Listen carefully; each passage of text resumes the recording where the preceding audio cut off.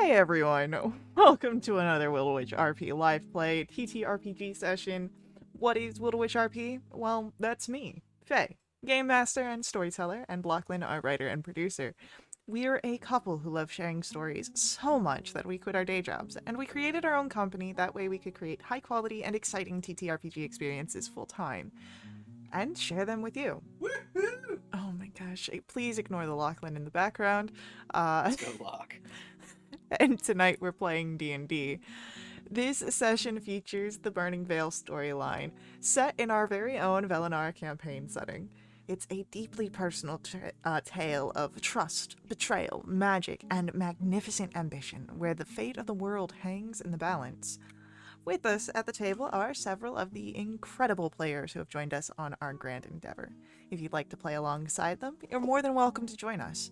You can ask in chat or hop over to our Discord where you can find out more. Now, speaking of our awesome players, it's time for introductions.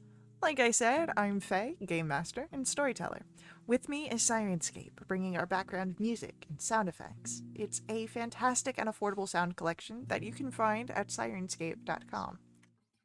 And now, we get to meet our courageous, daring heroes before they embark on another exciting tale of magic and wonder. And let us begin with an introduction for Bracken. Yeah, hey everyone, I'm Bracken. I punch things real good, and I'm not that good at talking. To my would-be assassins, I'm most vulnerable between my first and my second wipe. And I hope to see you all in good graces, otherwise you're gonna be losing some teeth. What even is this? Next up, we have an introduction for Avi. Hi, I'm Kelsey, and I play Avi. Avi is a half-elf bard sorcerer. She used to look somewhat unassuming, but her appearance has been gradually changing, mirroring the dark energy she calls upon in her magic. She is constantly quietly humming, or actively playing an instrument. She cares deeply for those close to her and has the potential to be quite scary should the situation call for it. Amazing. And then, last but not least, let's hear an introduction for Cecil. Hi, I'm Brent, and I play Cecil Darkholm, a heavily armored, 3.5-foot tall forest gnome with a pale complexion and messy brown hair. He's a cavalier that can often be found riding his panther, Shadow, or another available mount. Due to the banishment from the society he grew up in, he is understandably a bit guarded and slow to trust, but he is ready to fight for what he believes in. Alrighty. And that is everyone.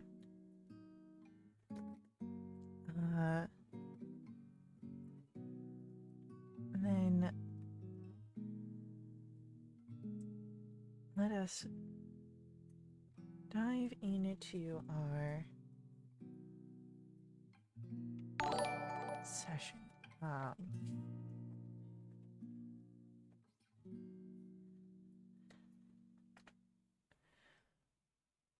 So, you are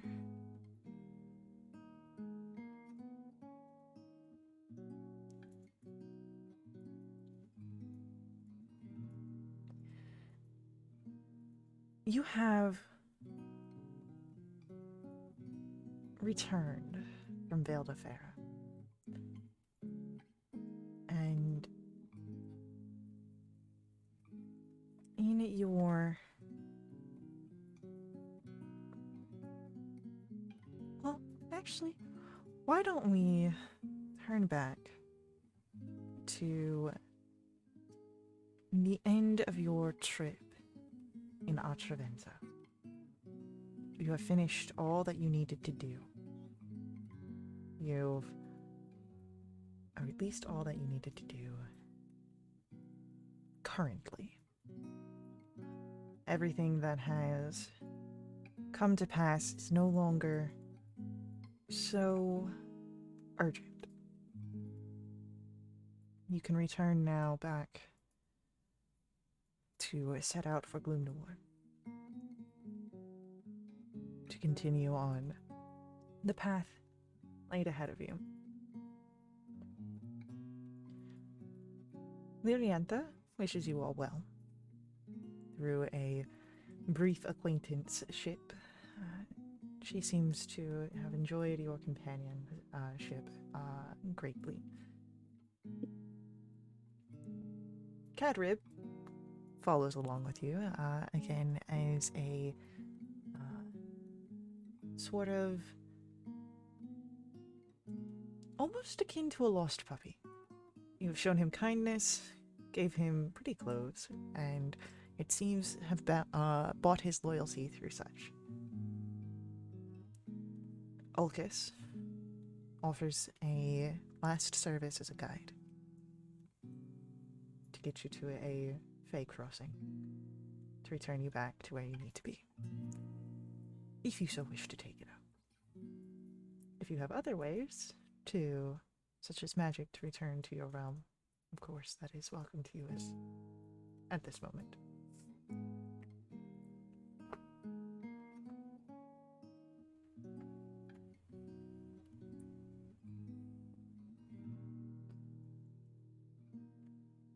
Seeing that no I one... would, Oh. I would take Ulcus up on his offer. Sounds like the best option. Yeah. So then Ulcus would lead you all. It's a few days from Atravenza to find a Fey crossing that would bring you to the realm that you need to get to. Close enough to Vale the Fair. Or not Vale the Fair. Wintervale. You're in Vale the Fair. Close enough to Wintervale that you'd be able to close the distance without too much of a sweat broken.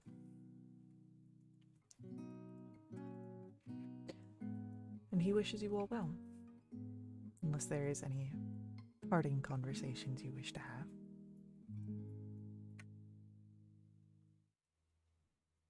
None here.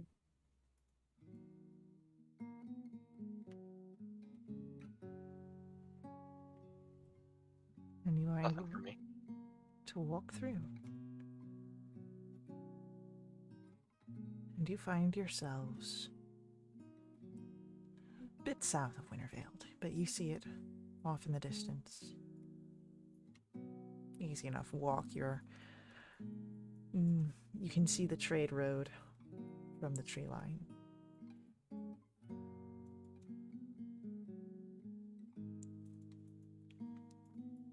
Guess it's time we get on out of here.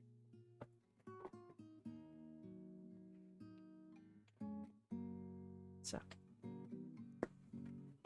you return to the city. Your safe house is fine on the Stravingar estate. Your companions that did not accompany you to Vale the Fair are doing well. And you are able to, if anyone wishes to clean up after such a trip, take care of the amenities that are available before you know that you will have to meet with Zephyriel and Munzig to head over, or to go over your final preparations.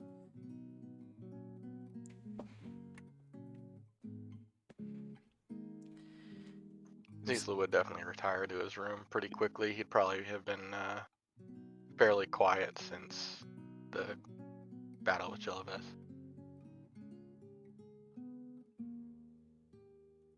I would cast sending to my mama, let her know that we're back.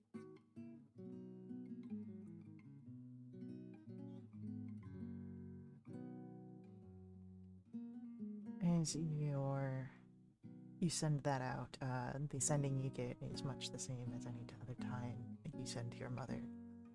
It goes on a bit, cuts off. She does, of course, say that you are welcome.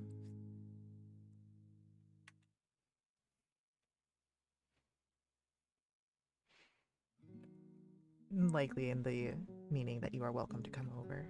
Yeah.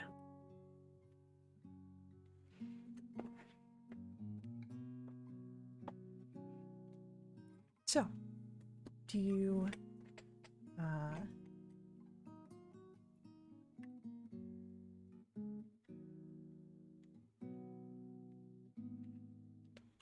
is there anything else that you guys would want to cover before you meet with Zephyriel?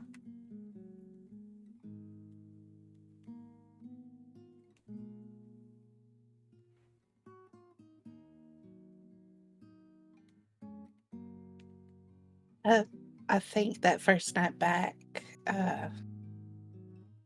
Avi would have had trouble getting to sleep. She spent that entire time curled up next to Ron, sleeping.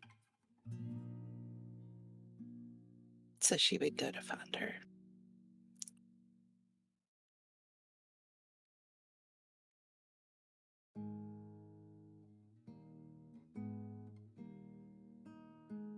Yeah, easy enough to find Ron. In her, she's in her own room. As she looks up, doesn't even have to say anything really, just sort of moves over and makes room for you alongside her.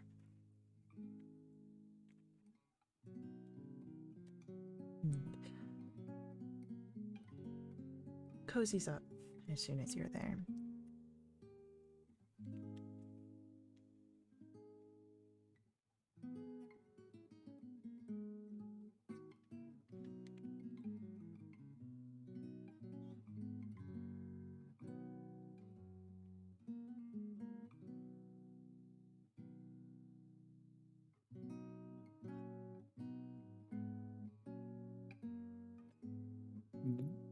So,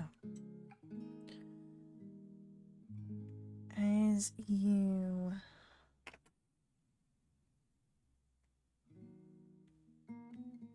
spend the night here resting, the next day comes, and would this be the day that you reach out for the preparations? Or do you try and wring more time?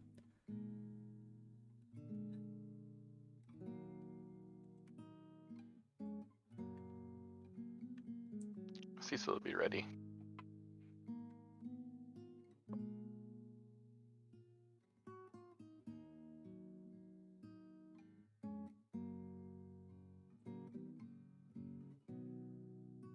Now, when we go and speak to them, is that, we're ready to go and we're leaving then? This has been, so they've been doing all that they can without you guys present, which is what Mm. they alerted you back in at Travenza. So things are ready to go and have been for a bit. So Right. this would be, if you go to them, it is final preparations. Because, I mean, this is a fairly important mission. Working as soon as you can probably helps. If this is go time, then Cecil would want to run by Convins. Yeah. If you, this would be the day, so then is this the day of your final preparations before meeting with Zephyriel and Mumzig? Sure. Okay, so this is a day that any business you have to take care of in Winter Veiled, you will have to take care of. So, Cecil, let's start with you. You have Convin that you are going to. Yes. And as you are heading out the door, where are you going? Cecil just kind of stops in his tracks. Doesn't really turn around. I'm going to see a special blacksmith where we left an order that is hopefully completed by now.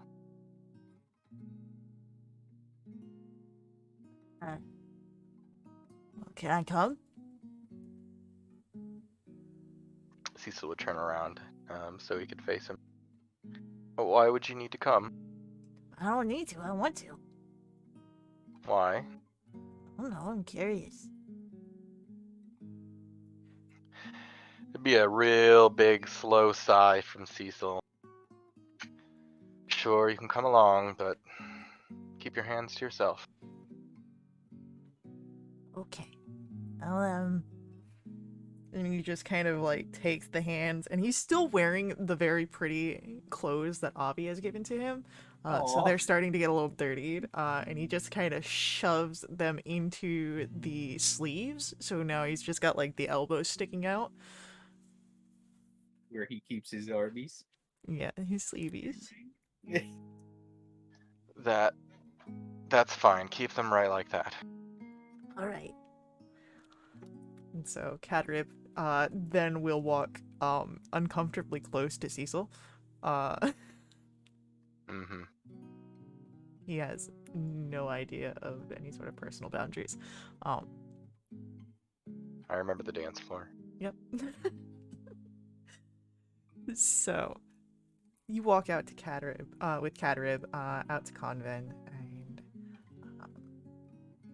let's get some blacksmith sounds going on here.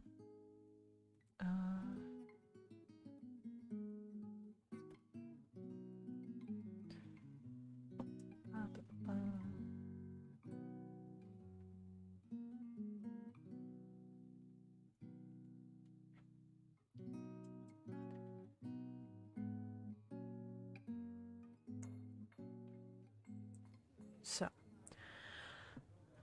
arriving at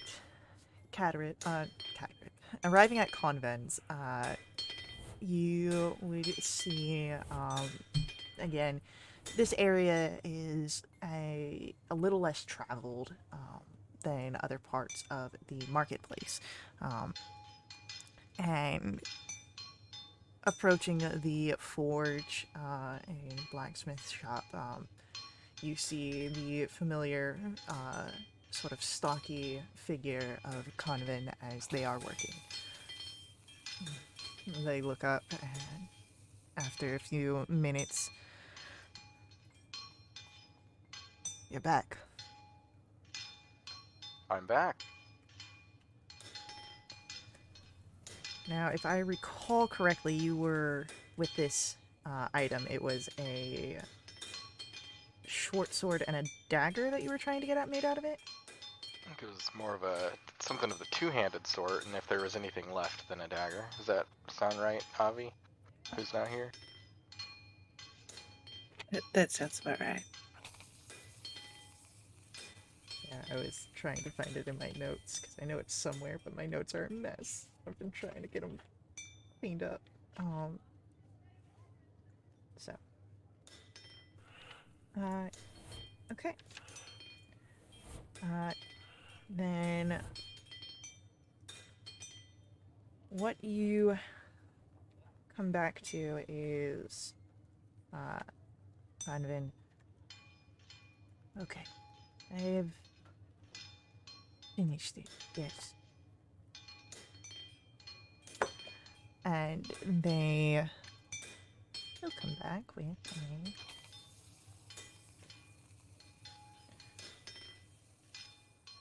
It is wrapped in heavy fabric as they place it on the counter, and steps back to allow you, Cecil, to open it. I will carefully unwrap it.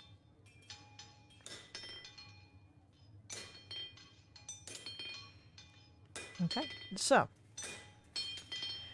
it is what you see here, a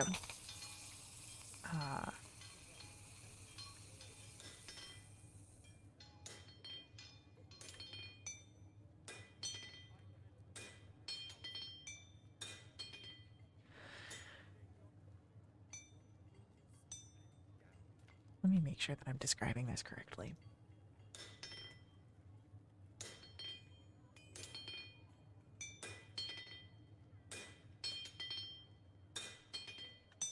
Cool. It's the coolest. Well, there you go. That's the description. We got it, team. Right? No, so what you see here is a massive, it's almost like a spear, but it is a single point of the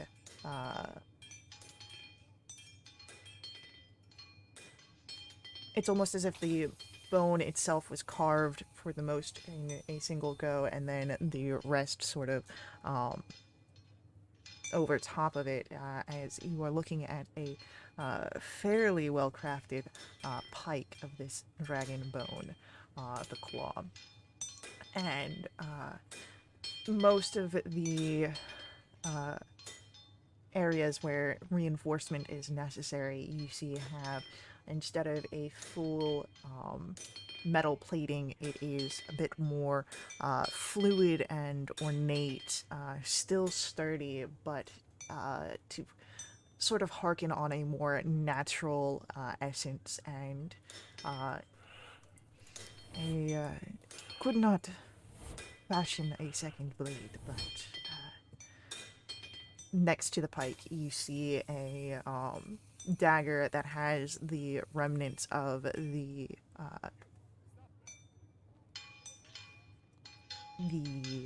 dragon bone fashioned into the actual hilt and handle.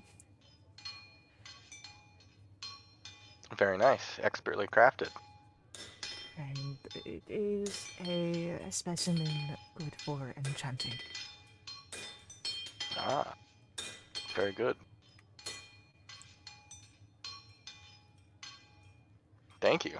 What will the cost be? Cost with the work and you brought materials. You see as Convin they begin to start writing out, and this catches Cadrib's attention as Cadrib now kind of waddles up to watch this goblinoid writing things out. A total of just work alone. It will be 200 gold. I will slide over 200 gold. You can add a +1 pike to your inventory. Whoa. Cool. It's PK, but Don't start this with me. a plus one PK. But yes, that is the dragon bone, and according to Convent, has the fine foundations for any sort of enchantment work. If that is something you'd be interested in. Cool. What's Cadrib doing? Cadrib is staring where Convent is working, like almost unblinking kind of staring, very intense. You okay, Cadrib? I've never seen a goblin like her. Yeah. What do you mean? She's big. Bigger. Ah, Yeah, I think her heritage may only be part goblin.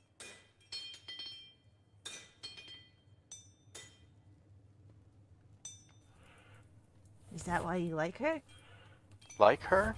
You like This was- her better than me. You don't ask her to keep her hands to herself. And he wheels his arms. This was merely a business transaction. I took something from Convent and gave gold. So, if I give you gold, like my teeth, you'll be nice to me? I mean, I'm pretty sure I've been fairly cordial. Friends. Javi said that you're friends, not a gang, and so if I'm with you, I'm a friend, right? Sometimes it takes me longer to use that word than someone else, maybe.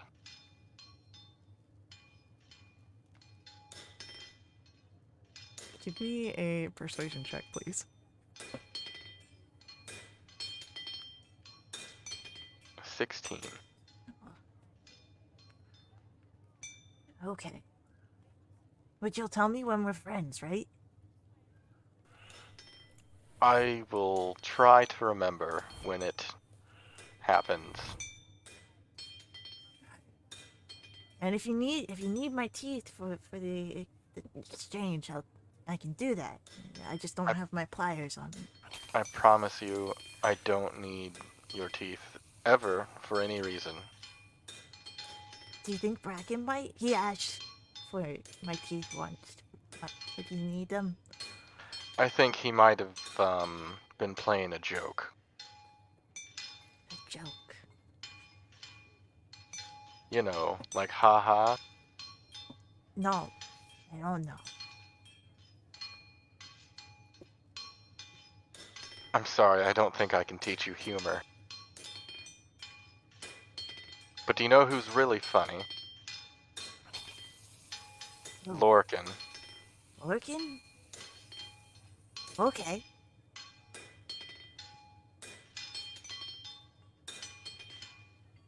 Is there anything else that Cecil does out on the town? No, that'll be it. Okay, so you guys return. Who would like to go next for their little preparations? I'll give it a go. Cool. What are you wanting to do as your preparation, Bracken? So, are we trying to leave the... You would know that when you return to Mumzig and Zephyriel, you would be leaving this realm of Vale de Mortalis to go to Vale de Umbra. That is what they've been preparing for. Got it. Okay. So this is your day to do your own personal last-minute preparations before you get to the official business last-minute preparation. Understood. In that case, we are going to... Actually, come back to me. I'm sorry. Okay. My bad. So, Avi, Yeah. what would you like to do? I think early in the day, seeing the state the Kedrip's pretty clothes are in, I need to go get him more pretty clothes. Maybe some more practical as well. So Okay.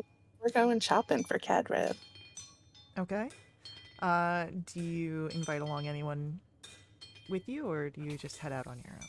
I think because I would have told Ron that, there's dinner at the evening. So maybe I would bring Carissa along. Yeah, so, you can easily, so Carissa wouldn't be at the estate. 'Cause Mm-hmm. No, she would be, because I'm getting my BVs mixed up. Yeah, no, easily you can find Carissa. And it's been forever since we've been shopping. Let's go on. Yeah. So, you and Carissa head out onto the town. And as you are walking, so tell me of Valifera, how did that all go? Well, I'm curse free for a start. That's good. Ran into people that Cecil knew, which was not good. But I think that's kind of handled for now. It was a lot. And we picked up Cadrib.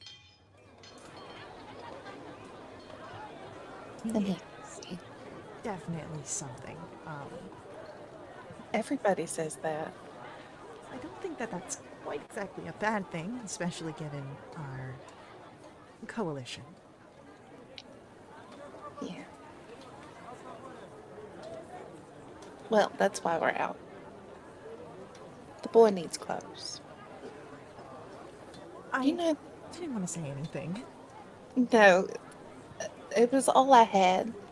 He was in rags when we met him. Oh, poor thing. I know it was awful. Kept trying to give us his teeth. But it's been a lot to deal with. Just trying to get him to stop doing that.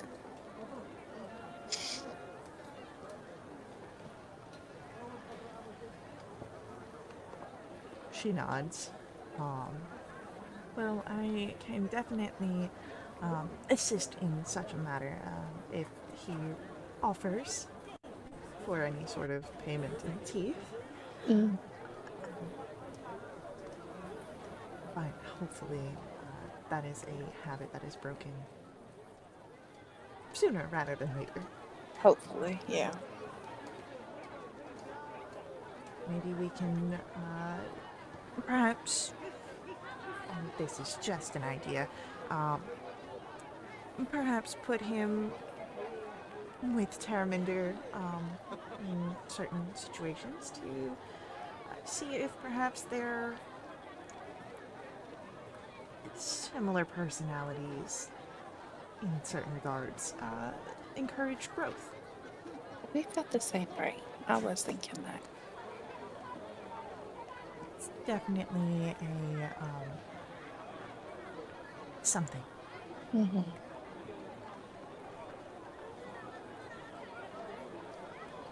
Everything was alright while we were gone. Everything was all right.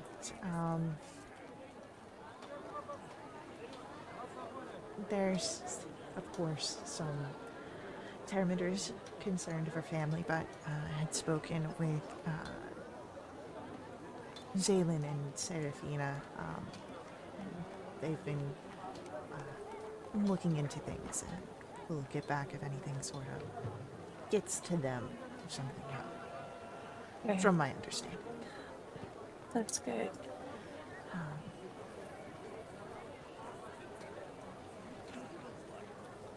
Saradwin and Delwyn are looking for more concrete ways to unite their houses. And we can see a sort of there's still a bit of frustration there. Bless him. Yeah. But otherwise, things have been fine here.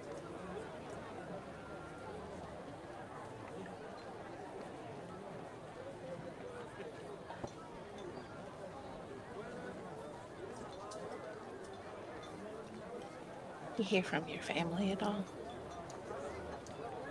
No. I'm not expecting to.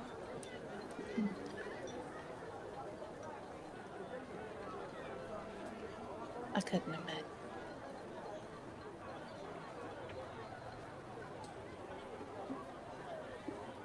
What was that? I couldn't imagine. Well, what sort of clothes are we going to suit young Cadrid in? He wants pretty clothes. I don't know. That could be anything. Anything is better than what he's wearing, so.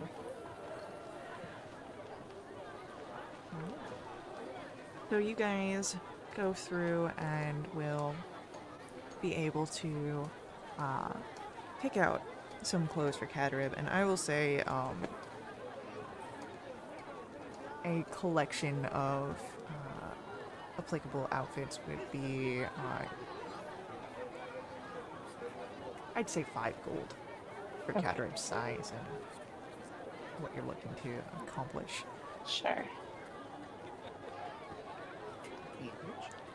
But Sandwich, I love you.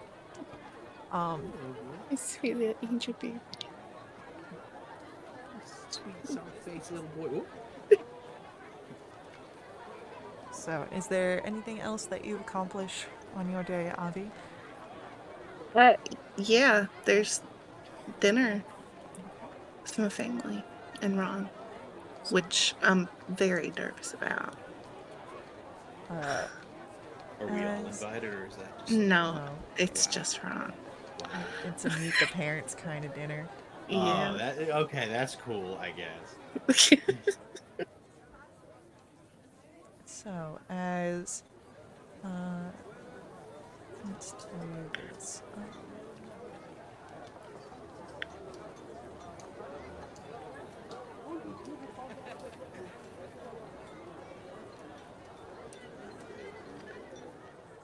That's not what I want.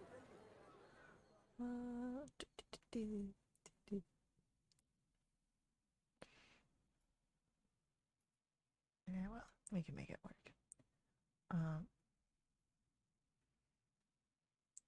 So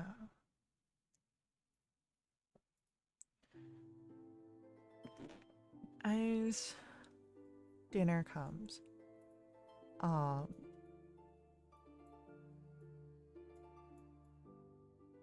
Ron is dressed simply. She's put herself together to be a sort of proper presentation for the family, and you can hear some of the squabbles of your siblings as you arrive, and see, much like how it was when you brought all of your friends the first time, the table has been set up outside to allow for proper seating of individuals. Hmm. And your sisters are,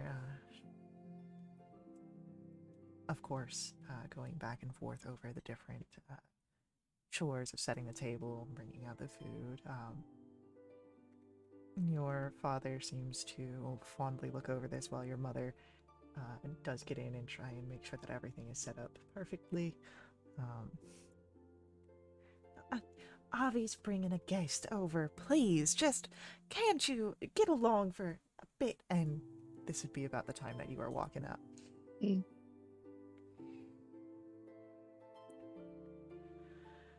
Oh, goodness. Hey, Mama. Avi, you're here. And she turns and comes over to greet you, bringing. And you must be Ron, who Avi has mentioned.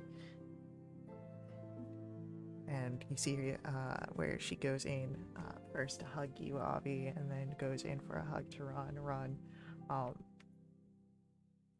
is a little hesitant, but accepts, not quite expecting this on a first meeting such like this. Yes, Ramak Saga Barad, but Ron is acceptable.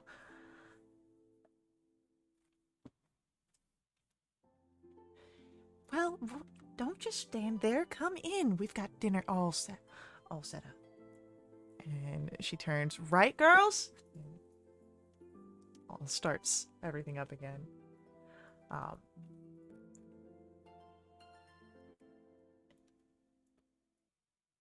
For the purposes of time, dinner does go well. Your family seems quite accepting of Ron, and while Ron is a little bit perhaps out of place, she doesn't seem uncomfortable. Just a little new to picking things up as they go along. But every so often she catches your eyes and gives you a warm smile.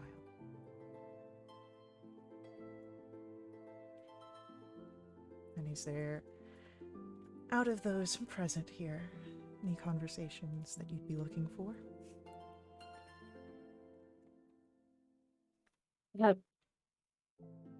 Yeah, probably one with my father.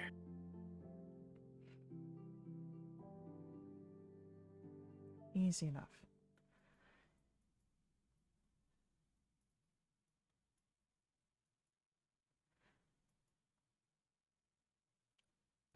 So, you find your father afterwards. He's came not terribly far from you, see.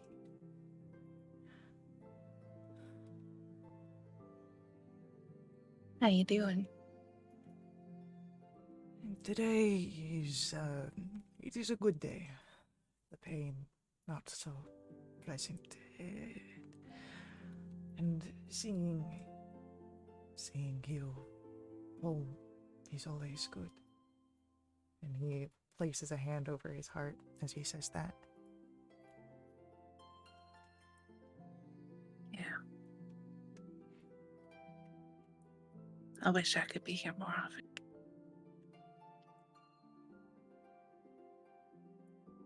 I wish you were here more often as well.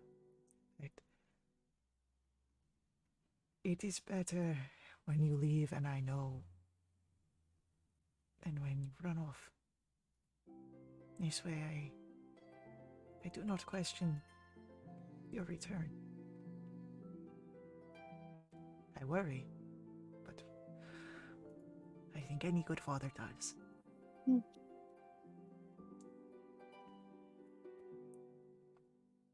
Daddy, I don't think I ever really apologized to you for that, for leaving.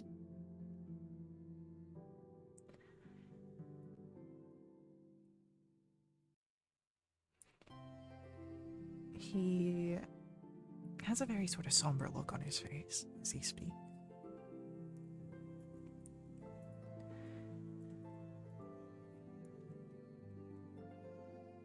My girl, you did not need to apologize.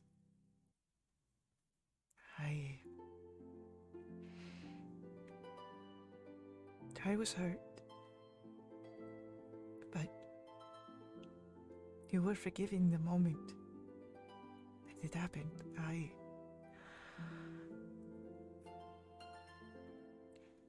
It's the way that my love for you, my child, has always been. Any of you could have done the same, and it would have been forgiven in that moment. I'm glad that you are back. And that you're here. And that you seem to be finding happiness. And you can see where he looks over into the distance where there's a glimpse of Ron with your family.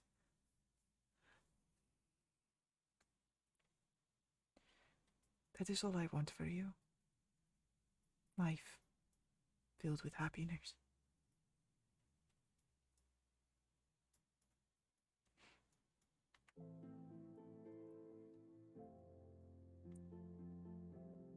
I know that it was not always as clearly said, but after you left, I thought it would be better that I say the things that I mean.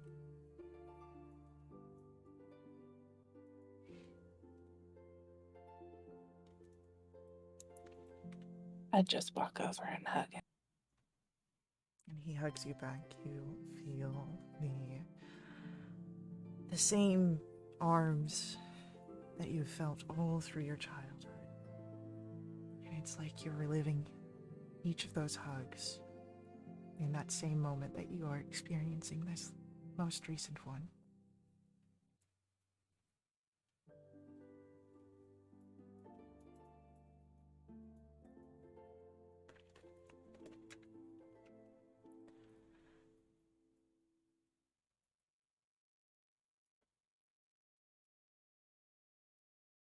Hurts me to have to tell you that we're leaving again.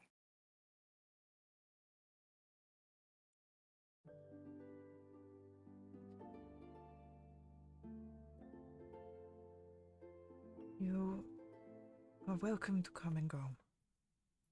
But when you return, know that I would love to see you and have you and your companion for dinner. And all of your friends are welcome to come over as well. And especially the young one who seems to be interested in the drums. He could use a few lessons. Yeah, we're working on that. He actually played a few concerts while we were gone. Someone paid him to play. Oh, well, paid, tolerated. Oh, Just know that you may not be living here anymore, but your home is welcome whenever you want.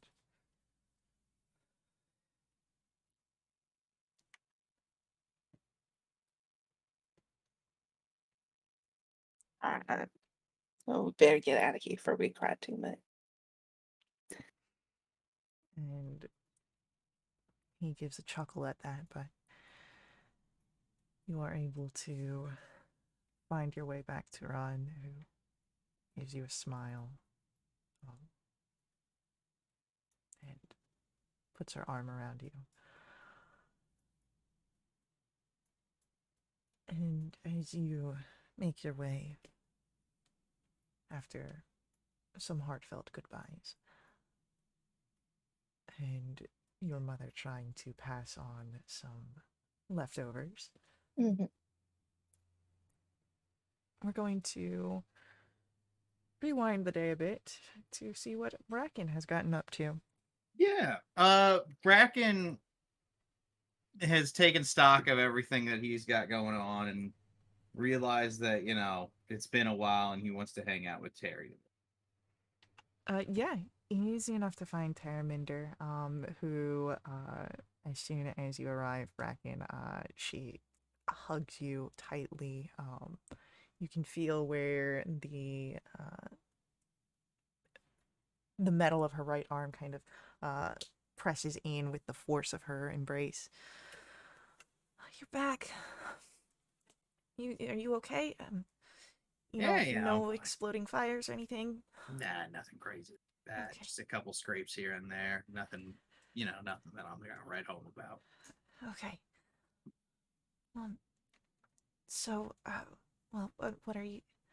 What do you want to do? Do you need to do anything? Do I need to do anything Well, for you? I believe a promise is a promise, and you're coming with us on this next trip. So I figured we'd take a shopping day, get you kitted out. I'm good to go. So I mean, like I feel like I'm ready. I don't need much more than oh, I mean, I've got okay, my jacket. I'm not wearing it right now, but it's got like all my tools in it and everything. And then got a bag that has everything that my yeah. jacket can't fit. Well, if you're all good to adventure and whatnot, do you want to take a day and spend it together, or do you want to head down to the lab and do some work on that? I know you love doing that.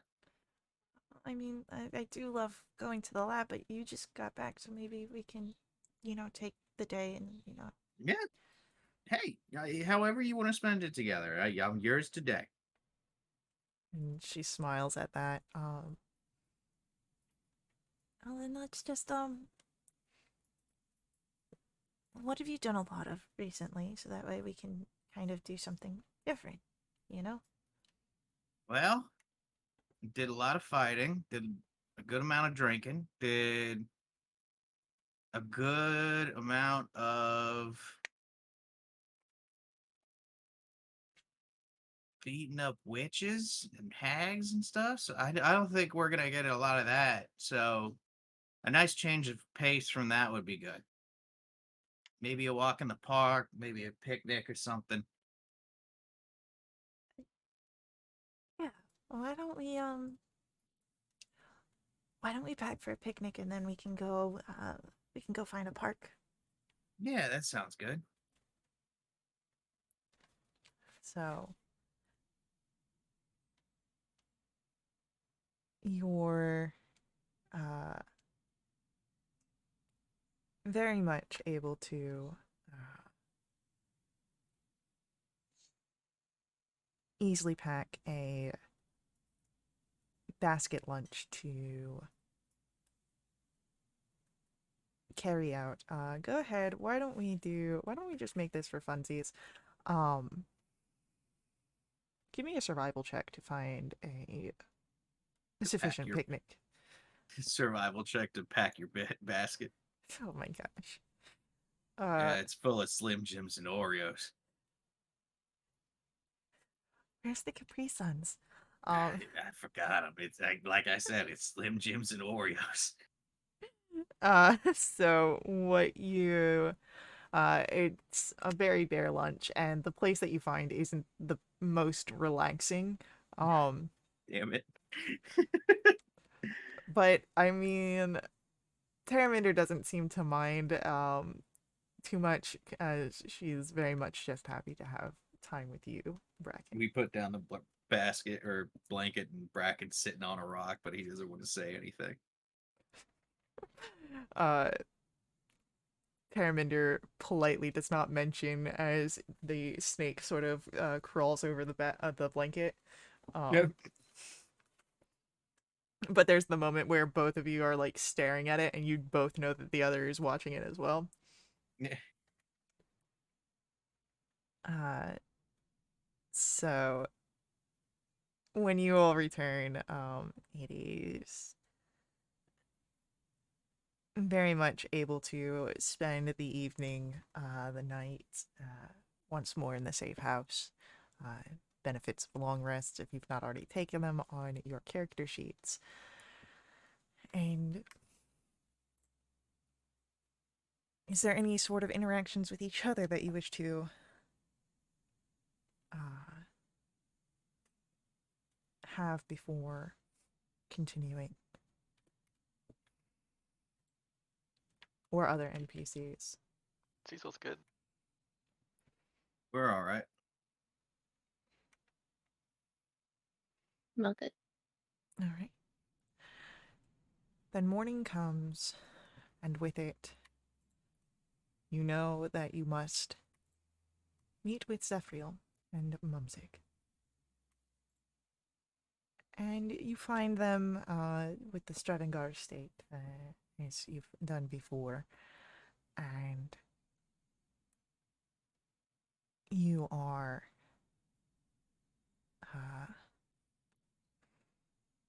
and as Zephyriel sees you in the morning, "Oh, welcome. Please come in, come in. I'm positive that things have been fairly exciting on your end, much less on ours, but I think we've got it all settled." As he looks between Mumsig, who is also present.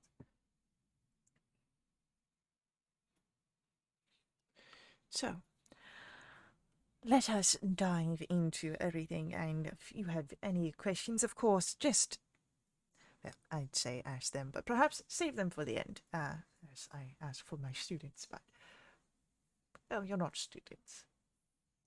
Not all of you.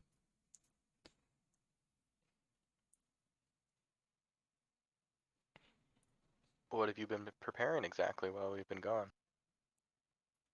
Your travel and stays in Gloomnor, of course. I thought this was made clear. Yeah, what did you do to prepare it? Many conversations. Ah, okay. Well, without any further ado, why don't we get into that? And as Zephyriel prepares to tell you, well, we will have a little bit of ado here, as we are going to take our first ad break for this evening. Stick around with us. We will be right back. But before we leave, just want to ask that you hang out, chat, and let the ads run. Ads are a huge part of how we can keep our games affordable, so you can turn the volume down, but please don't mute them, and please don't leave us. That way we can get credit. You can also help support us directly by donating at the Ko-Fi. We have a link for that on screen, as we all know that a GM needs her caffeine. Donations to our Ko-Fi not only help support us, but they also help unlock awesome perks for the whole community, benefiting everyone who plays with us for the next week. These perks and are including double treasure, special companions, double XP, and even new quests. We love you all, and we will be right back.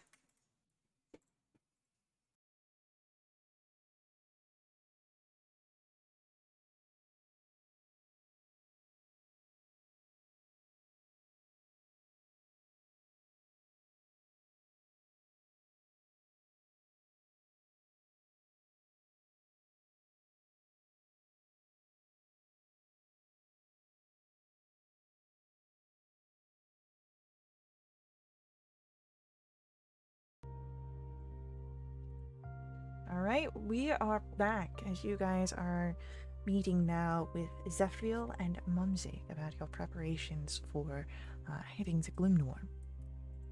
And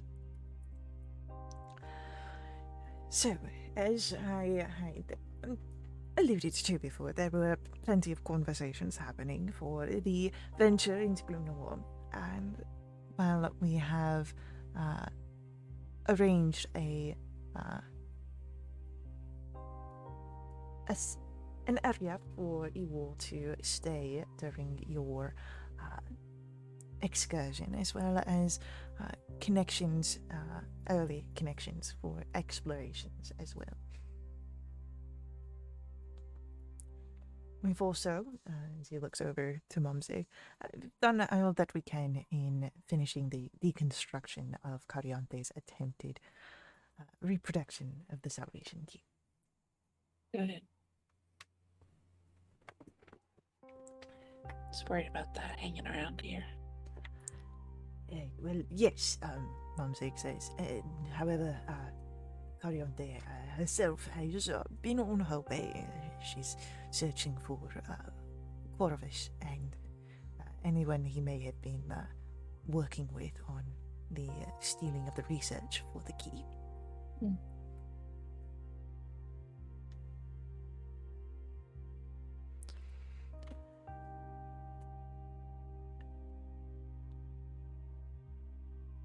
Well then, if you are ready, I am able to call upon my connections to the Mages Guild, where we'd be able to. I've been working with them on the sanction portal to Gloomnorn.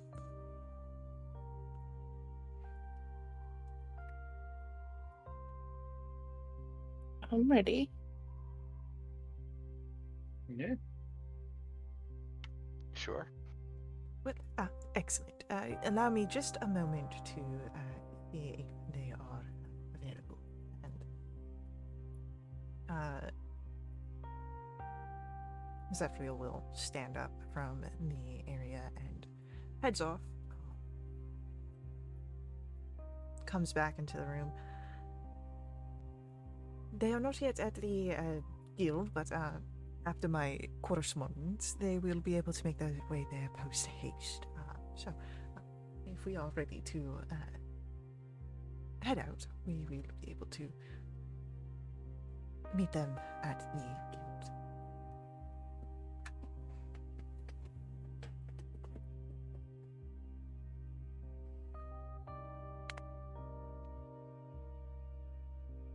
As you walk through the streets of Wintervale and you head way towards the Mages Guild, you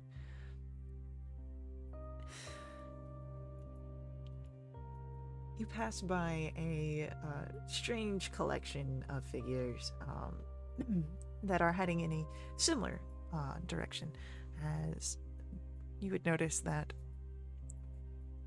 there is one amongst them, seems to be a shifter type, has a massive flail upon their back, The other is quite imposing as a Goliath in fairly nice robes, and the other a elven figure with low heels as you pass by. Goodness. And they don't seem to pay much attention to you all, but you do catch the strange collection. That one looks like he ain't got a thought behind them eyes. Cecil's very loudly gonna point at the elven figure's shoes and go, "What are those?" Boom! Bracken will high five him. The NPCs in the background just shaking their head. We're the heroes. We make the calls. And you all clap and applaud. My goodness. Terraminder flinches. Yeah.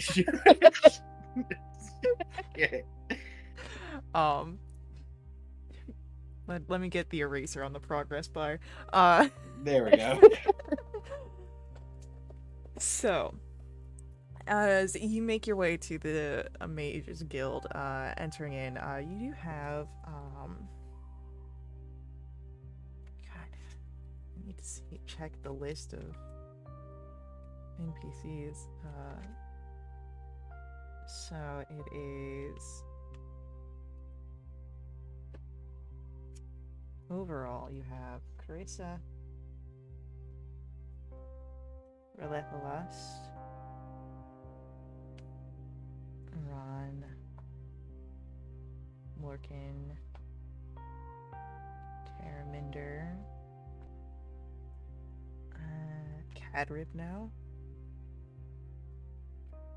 Ansel. Am I missing anyone?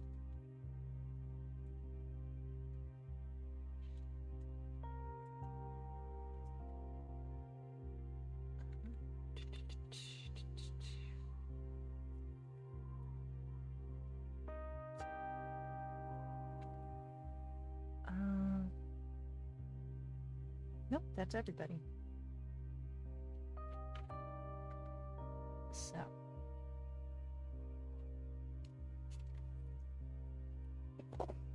Quite the group you have going with you. And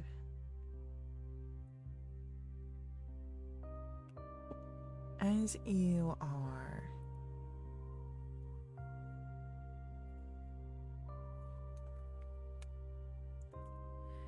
making your way, you are able to meet briefly with the mage who will sanction the portal on this side. And the portal stays open. It's not like it is a full teleportation. It is an open portal space that you step through. And you see a figure that is waiting on the side of Vale de Umbra. You see an undead gnome, his hair white, short, and expertly trimmed. He is dressed in long robes, and in his arms there is a leather-wrapped writing board. And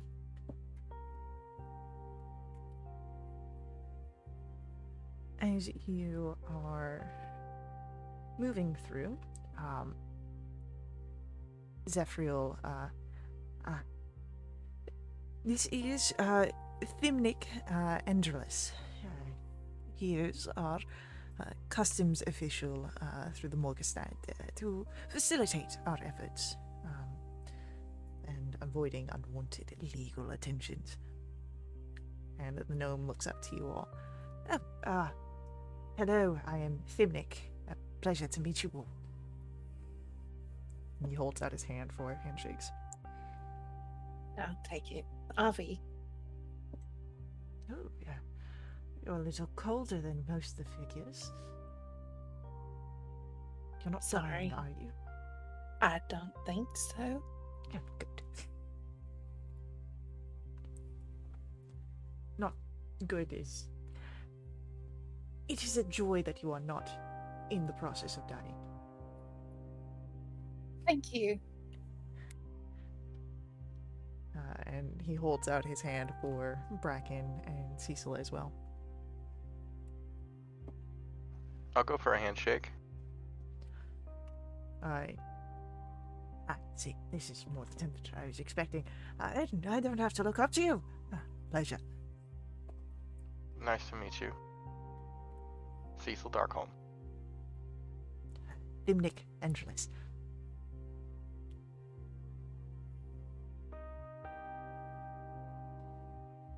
And then towards Bracken, handshake. Does Bracken take it?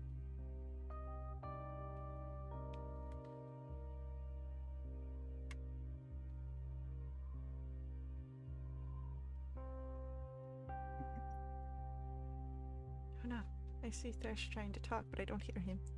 Oh, what's up? I'm here. The gnome is putting his hand out for a handshake. Oh, absolutely. Okay. Very, very strong grip from Bracken. Oh, that is quite the hold. I use them a lot. I am sure that you do. I don't know of anyone who has a set of hands that does not make use of them. Well, unless the hands are not connected to the body. Bracken's just gonna take a deep. This is gonna be a tough one.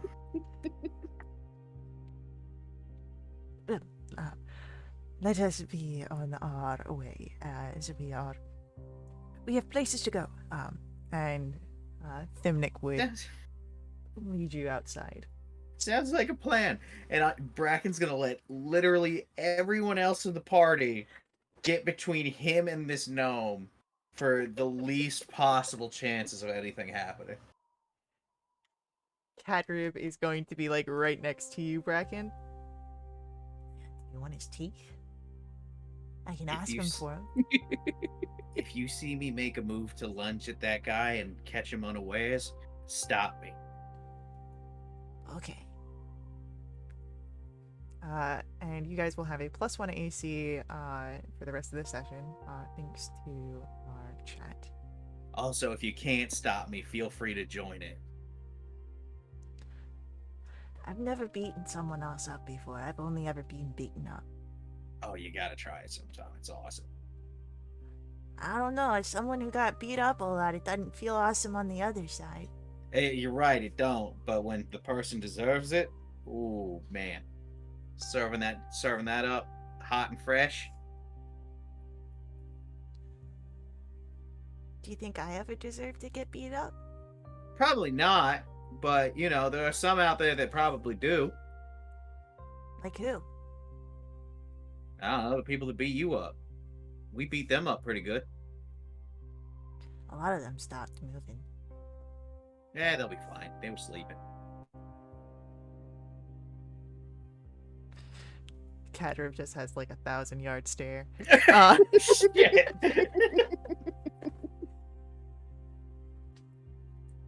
Zephyriel, up closer towards the center, would whisper to those. I believe now we are heading to the Most District. Sure, those are words that mean something to me. Well, it is just an area of the sort of like how we had the Sun District near the market space in Wintervale. It's just the areas. It's towards the outer edges of Gloomdewar. Understood. Got it. Yeah.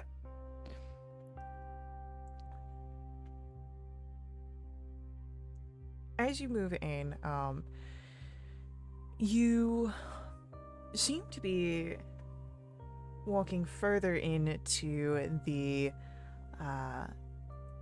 city instead of out of it, and perhaps it's just taking the more direct way to the outskirts of the city instead of walking around until you are at the southwestern edges of the Heart Cordon.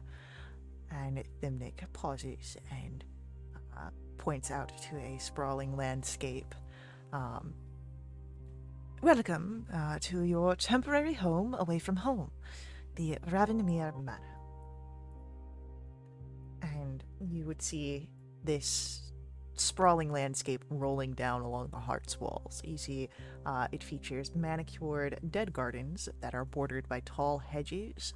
They are surrounded by elegant wrought iron fence topped with arrowhead spires. The flower beds here are they're almost vibrant in their mutedness. These are colors of gray, black, and midnight blue, but they are neatly trimmed lawns. There are meandering pathways with statues of elven figures. There are towering ancient deadwood trees that provide sporadic shade from the moon, while a serene, still water lake shimmers on the western end of the property near the walls of the Heart Cordon.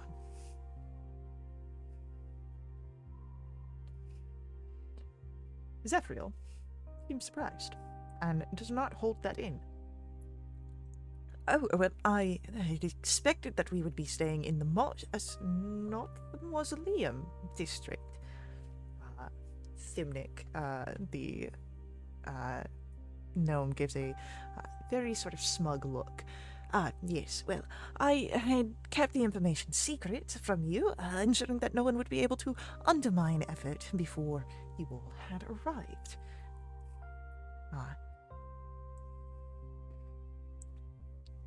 Furthermore, I had learned that there is a lesser noble who is sympathetic to your group's efforts, a wealthy merchant. She is a patron of the arts and she takes a keen interest in facilitating those who pursue academic efforts to the benefit of others. I thought she would be a perfect fit for your stay here in Gloomlore. It's very kind. Hey, yeah, sounds good to me. I appreciate the discretion as well.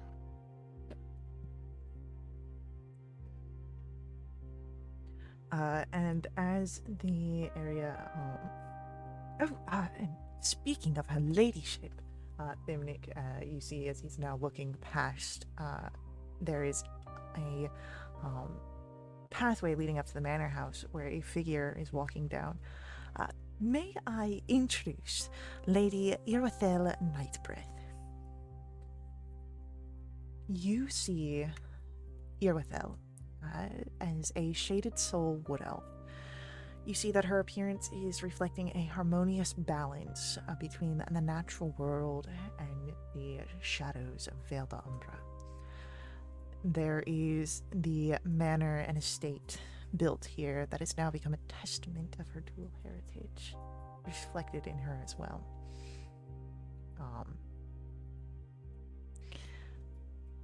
As she finishes the distance, she reaches. You are to be my guests. It would seem that way, yeah. Well, Thank you. I would like to make sure that you are aware that while you are here, Ravenmere is to be your home. Please do not think of it as something distant. I know that it is different than what you are accustomed to on Vale Mortalis, but there is warmth and beauty to be found here, even in the shadows.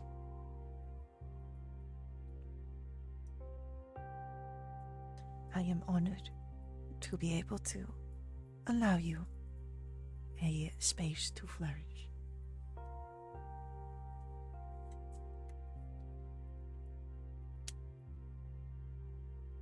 We appreciate your hospitality.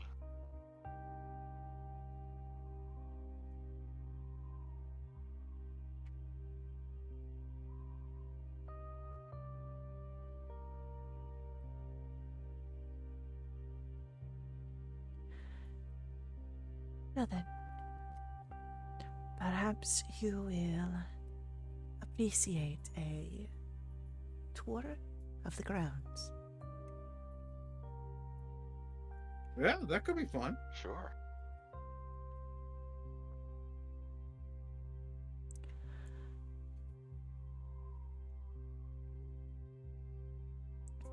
As she leads you, there is always sort of a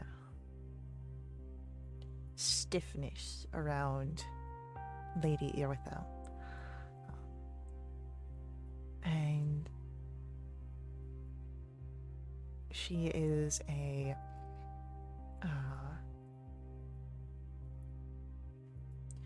she does not seem to fill the air with any sort of unnecessary conversation, but as you are shown to the Ravenmere Manor,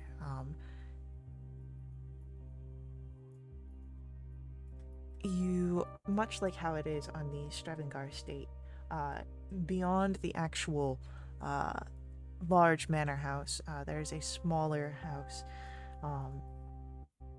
It reminds one of a summer home. This is to be your space, to utilize as you will. You see that it rests amidst the beautiful gardens and the moonlit pond that is nearby. Irithyll explains that the pond is an extension of the river Costagru and connects Ravenmere Manor to the expanse of the Wretched Lake.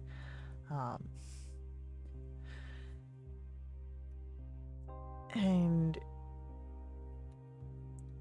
as you look around, you notice many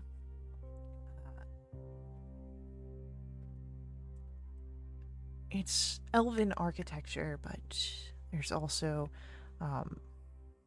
you see the gray stone walls, the intricate carvings of entwined vines, fairy creatures that are etheric, and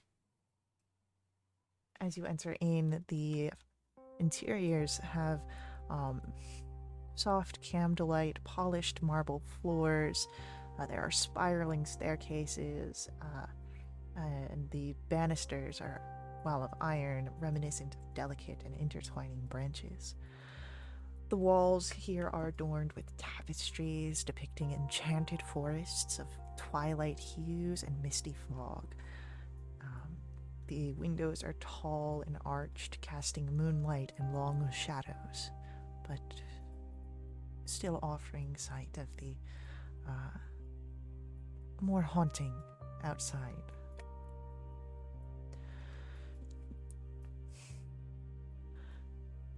Nearby,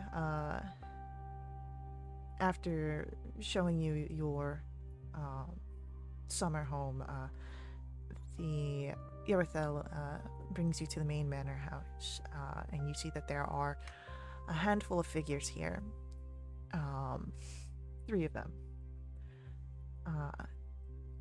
And Irithyll introduces them. This is Percival Thornshade. He is my chamberlain and trusted butler. You see the much like her, a shaded soul elf of piercing emerald eyes, otherwise very slender form.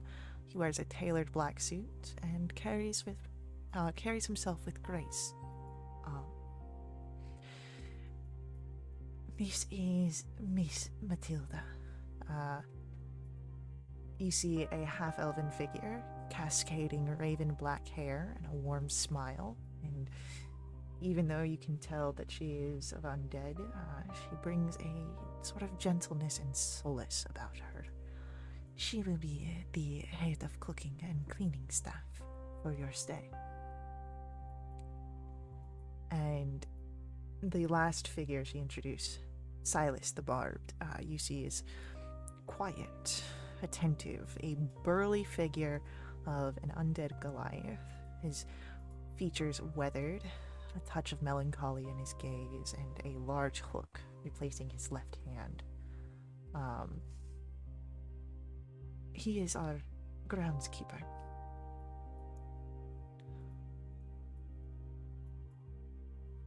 Bracken will give a slight nod to all of them.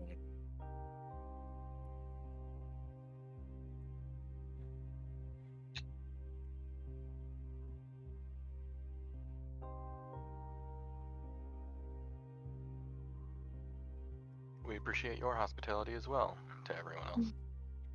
It's a pleasure. Thank you. Now, if you would like to take some time to settle in, there is another person I wish for you to meet, but they are not yet here. Can,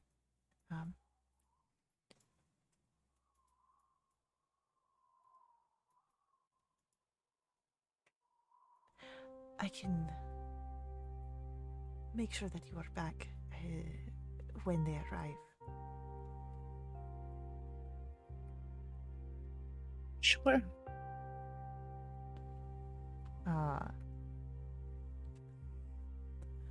It's at this point that you are able to head back to the smaller house, the estate, and settle in, if that is what you wish to do. And if you would like to choose roommates, as there is a heavy collection of figures that have traveled here. How many rooms are we talking about? Enough. I don't have an actual layout of the floor, but Sure. We can wait. We can wait. No, I'm kidding. I will say that a roommate is not necessary, but would also not be seen as abnormal. Mm.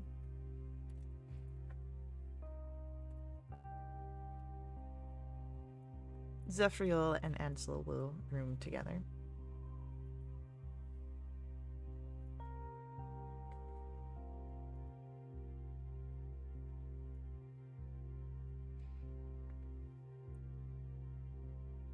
Steezel's not going to pick a roommate, he's just going to pick a room and go into it and see what happens. Oh, this might be bad. The choice is made. Okay.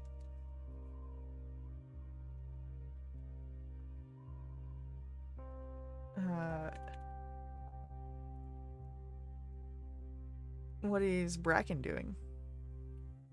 I mean, we're gonna shack up with Terry. Okay.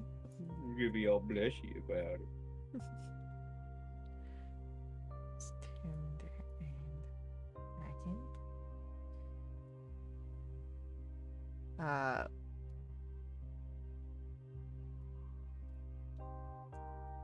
Avi, are you rooming with Ron? I would ask her, yeah. We share the room together. Why should we stop? Well, I thought I'd just be, I wouldn't want to presume. I appreciate that you're being careful, but enjoy our time together. Okay, good, because I very much enjoy it as well. Ron and Avi. Cadrip kind of watches as Bracken goes off with Terraminder, and then Avi goes off with Ron, and he sort of sits there and looks over to Lurkin. And then towards the room that Cecil went into. And Lurkin... Does Lurkin have the strength to resist?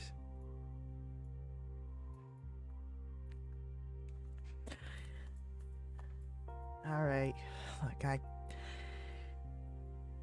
see what y'all is doing. They shall kill me. Cadrib doesn't really care about that last moment as he just scurries into the room. Which room? The room that you entered in. Cadrip scurried into this room? Yeah. How many beds are in this room? There would be 2 beds. I'm gonna see him, and I'm gonna be like, oh, good, Cadrip, you're here. I thought I would prepare your bed for you, and I'm gonna like fluff the pillow, and, like pull back a corner of the covers, and just kind of motion for him to get in. That is adorable. The other guys, they went with other people, and I don't know the other people, and I don't want to sleep alone. Well, I was just preparing your room for you. Have you ever had your own room? I don't want to sleep alone. I'll sleep on. If you want, I'll tell the big green guy that you can have the other bed, and I'll find a corner. God's help me. I'm gonna stick my head out and back out into the wherever. And who's out there still? You Is Lorcan see out there still? Lorcan, Relethalas, and Carissa are out there talking about the distributing.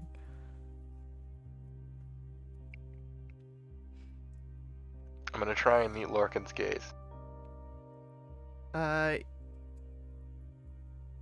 Yeah, Lorcan takes a moment, but would look over and kind of gives a shrug of like, "What's up?" I'm gonna give him like pleading eyes.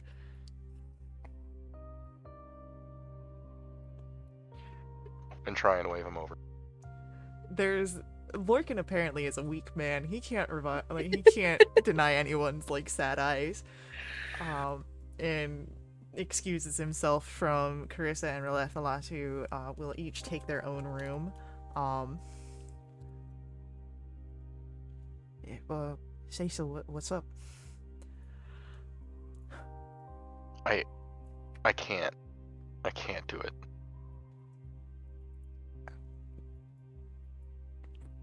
It's just you don't have to be in there all the time. You only gotta be in there to sleep. What if we made him a little floor bed? You can't just make a man sleep on the ground. It would be really nice. To make a man sleep on the ground?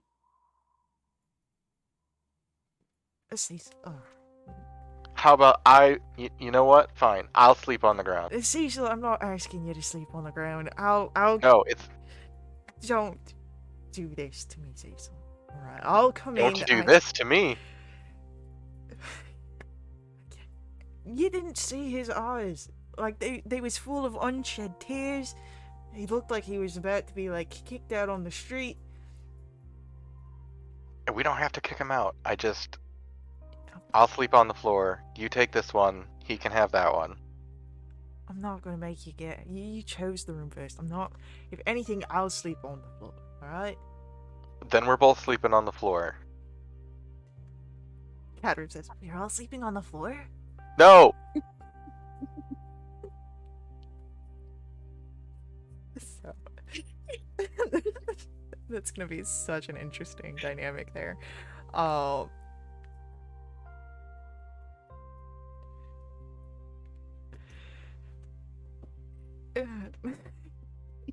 Cadrib has no sense of like, it's amazing. I love it. So yeah, as you all settle in, do you take any sort of extended time or just enough to put your stuff down? I loudly dump everything and leave the room.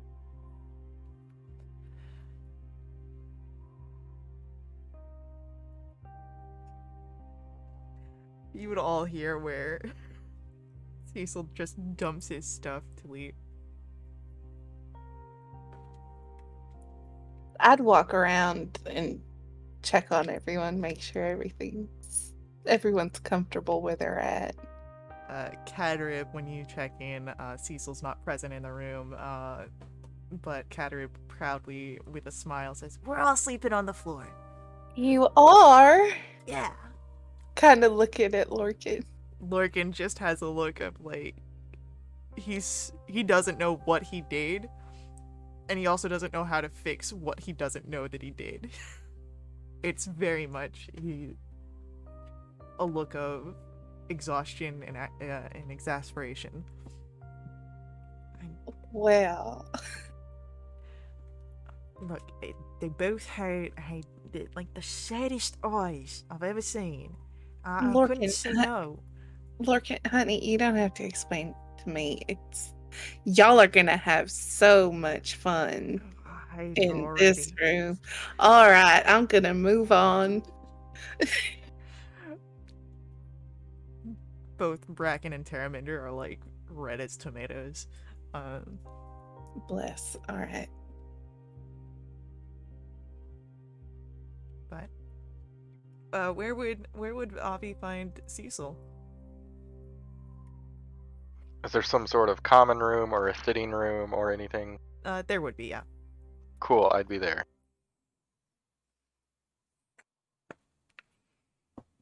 Hey, Cecil. Yes. I hear you're all sleeping on the floor. That is not accurate information. There's 2 beds in that room. Yes, and I will be sleeping on the floor.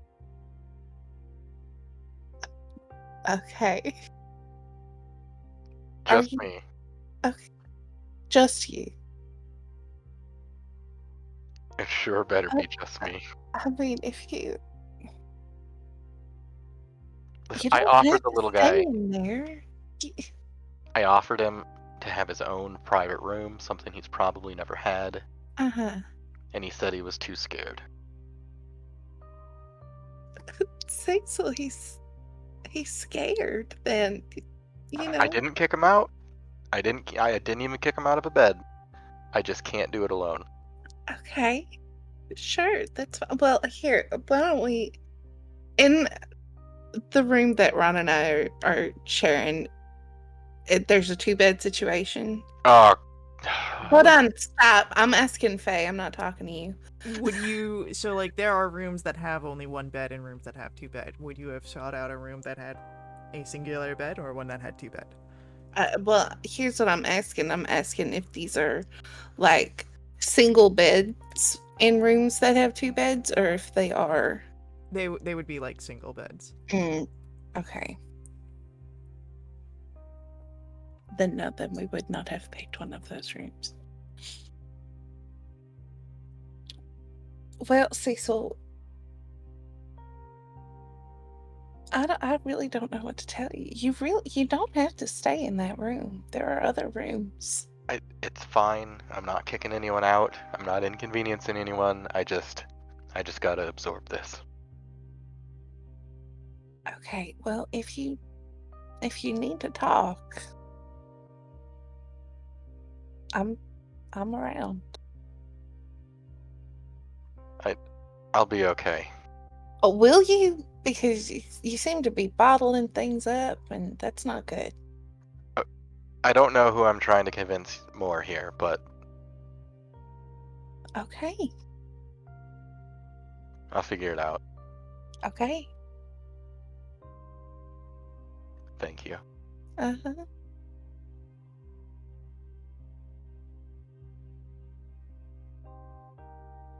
Eventually. And I'll move on. Yeah. Relethalos and Carissa are both fine in their rooms. And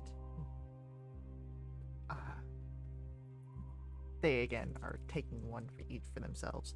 Mhm. But as you are going through this, you are called not terribly long after you each settle down that the Irithel's guest has arrived, the one that she had meant to introduce you to. And you would see a figure, looks human, and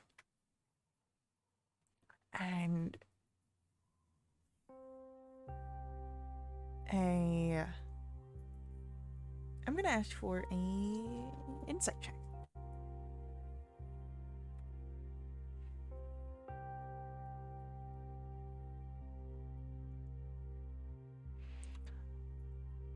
Avi, the features here seem fairly familiar to you.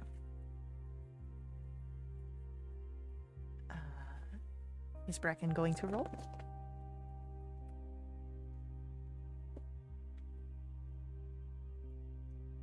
Thresh is probably not paying attention to me again.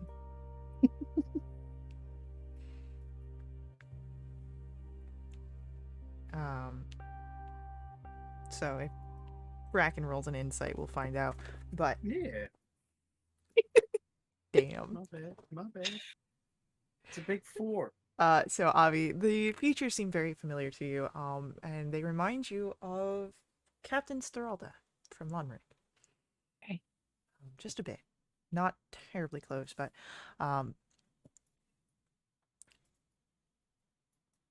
as the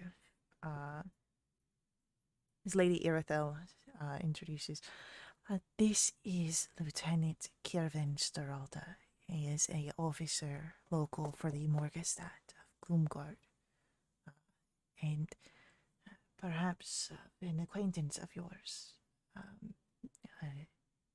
a relation. He is uncle to a Captain Steralda of Lonmeric. Yeah, we've met them. They helped us out a lot.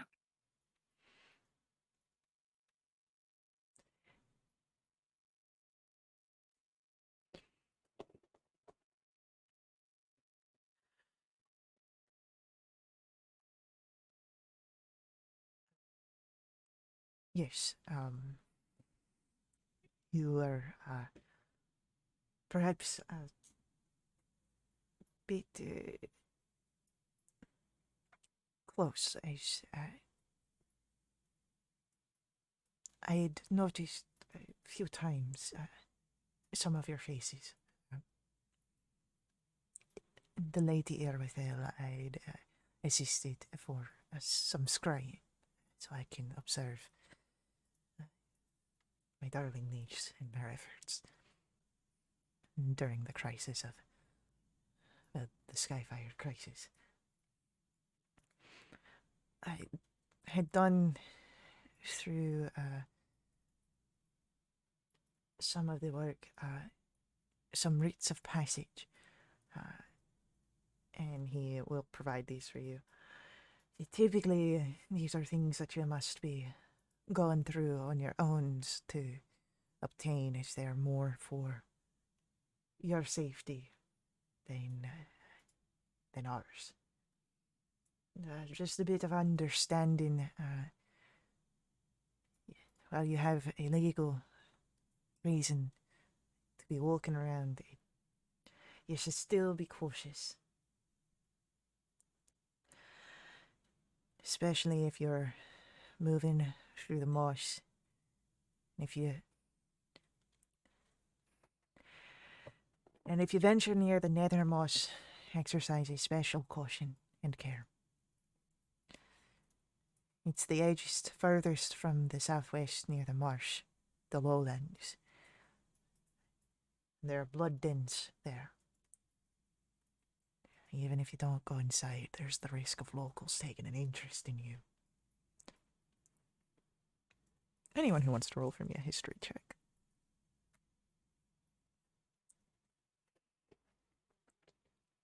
Staying true to theme.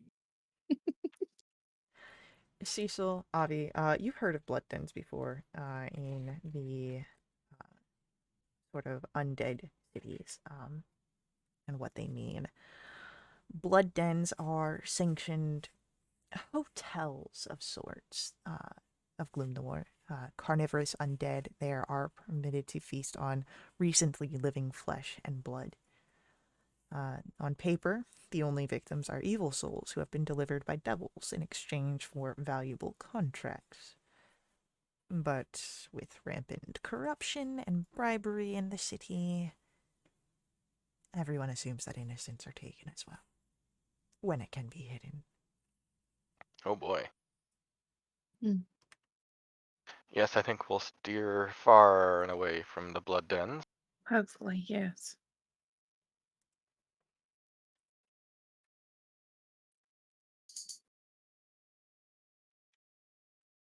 Well, I can only hope that the same is said for the figure that came by looking for you all earlier. Comes from Miss Matilda as she is settling down snacks for everybody. Someone came looking for us. As you say that, you all both would all no, you all would notice that both Percival and Lady Irwithel are also looking interested and a little stunned. Bracken's already into the snacks. Yeah, of course, Bracken's into the snacks. We know this. What's that supposed to be? You had a full tray of snacks on your lap at one point. All right. Okay. So, um, Miss Matilda continues. Oh, well, the woman left promptly, but said that she would return later. Thimnick nearby. What? I took every precaution. This shouldn't have happened. Zephyriel. No plan is perfect. I had to fake my death on at least 3 occasions, and I've been found out every time. Roll history checks, please.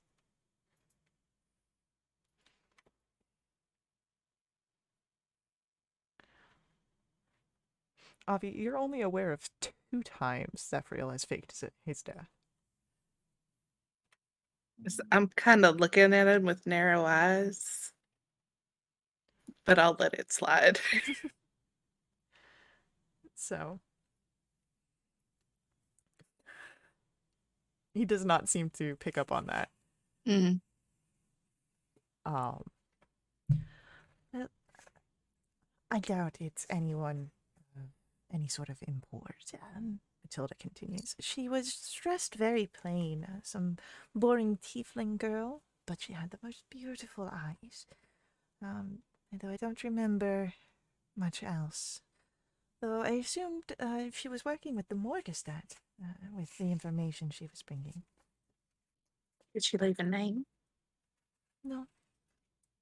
But go ahead, roll an insight check. This is welcome to anyone. Yeah, there we go.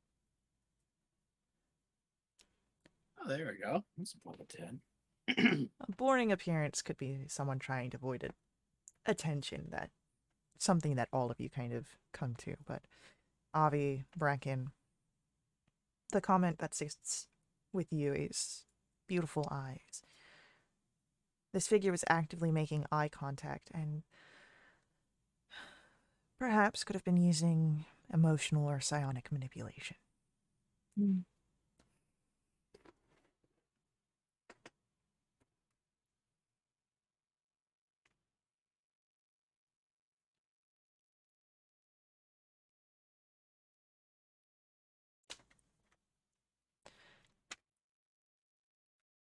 There is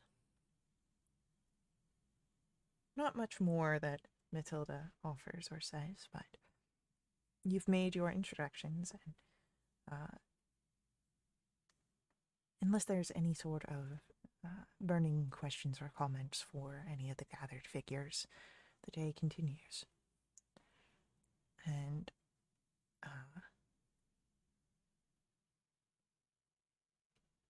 you can begin your search for more information of your objective, discovering the details of the desolate Colosseum in Zephyriel's vision of Thaleros.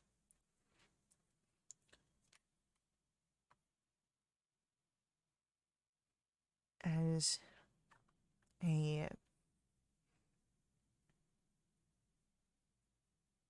You could, of course, ask some of the locals, particularly Lady Yerwithel or any of the figures here, if they might have anything that they can shed light upon for you. Or you can spend more time settling in, getting comfortable, anything of the sort. It is a bit of a adjustment, much like in Vale de Fera, where you had the everlasting twilight where you were at. Here it is eternally night, and it's strange. The moon shifts through the sky, never quite where it once was, but almost ever present.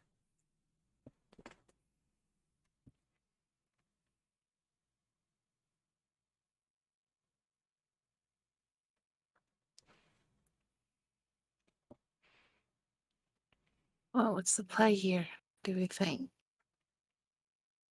Do we head out or try and get used to our surroundings? Well, perhaps Zephyriel could.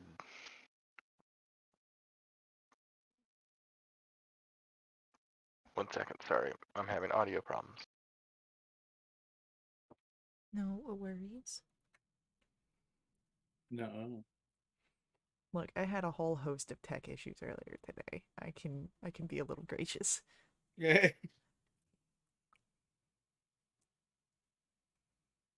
Okay, perhaps Zephyriel could recall something that he could share about his vision that these folks might be able to point us in the right direction of. Hmm.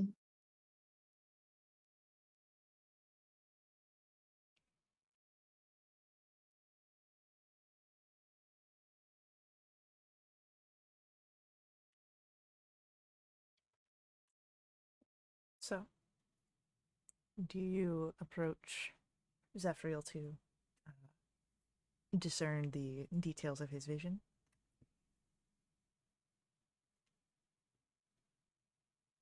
Yeah, I'll walk up to him. Oh, Miss Ori, pleasure Hmm. as always. Of course, 3 times. Yes, 3 times. Okay. Because I was only remembering 2, and I have a pretty good memory.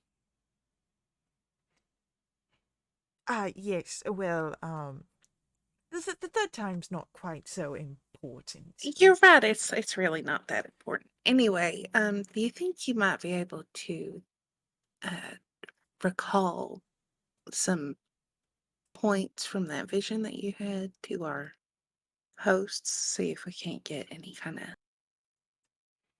lead going.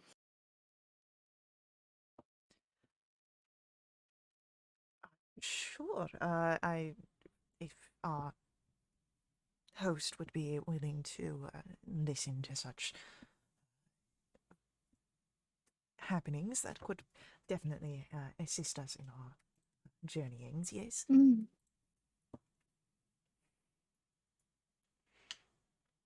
So, uh, easy enough to find Lady Irwithel, and as Zephyriel recounts the vision best as he can. That is quite an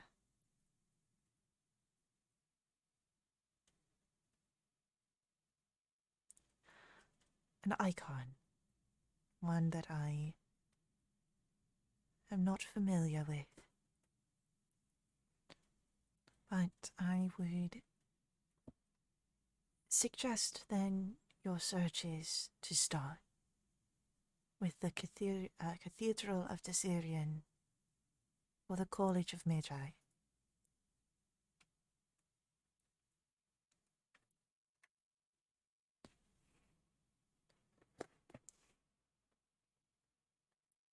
Right. Could we get some kind of directions? Yes, if you are to seek out the cathedral, it is on the northern edge of the governing district. It stands below the fortress of governors. It is the focal point of worship for the Syrian Hmm. in nearly all the Vales, but especially here in Vale d'Umbra. It is hard to miss. It is a huge and Gothic structure. The College of Magi is a section of the universities of Gloomnawal.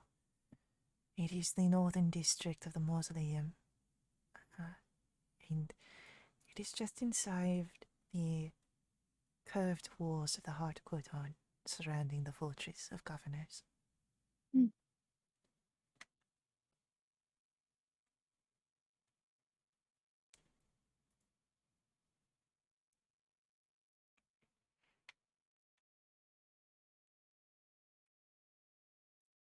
Is there anything else that I can assist you with? I can't think of anything else. That's a huge help. And I wish you well on your journeyings and your investigations. And as I said, please think of this as a secondary home. Thank you. And as you have your lead, this is where our next ad break comes in. So, stick with us. We'll be right back. But you can hang out, you can chat, but please don't leave us, don't mute us. Ads are a huge way of how we can keep our games affordable. So just if you need to turn down the volume, totally understand. You can also help support us directly by donating to the Ko-Fi. As we all know, a GM needs her caffeine. There's a link for that on screen. Your donations not only help support us, but they also help unlock awesome perks for the entire community, benefiting everyone who plays with us for the next week. These perks include double treasure, special companions, double XP, and even new quests. We'll be right back. We love you all.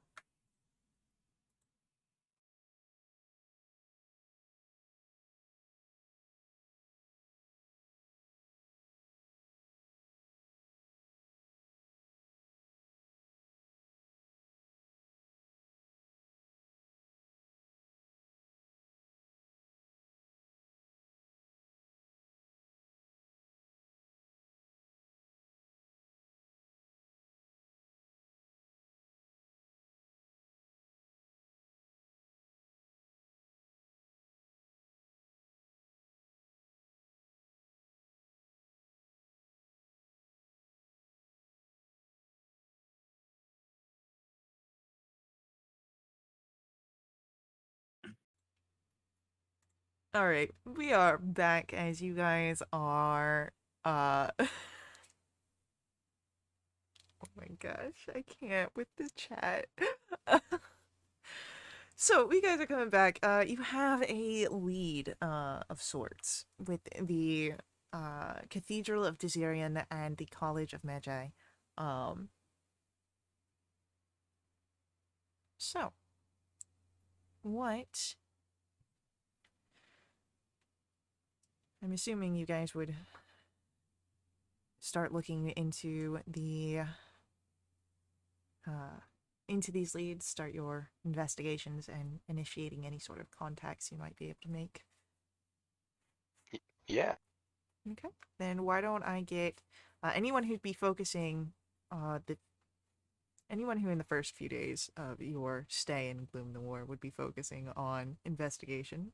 Roll me investigation. Anyone who'd be focusing on trying to create some contacts of your own, roll me persuasion.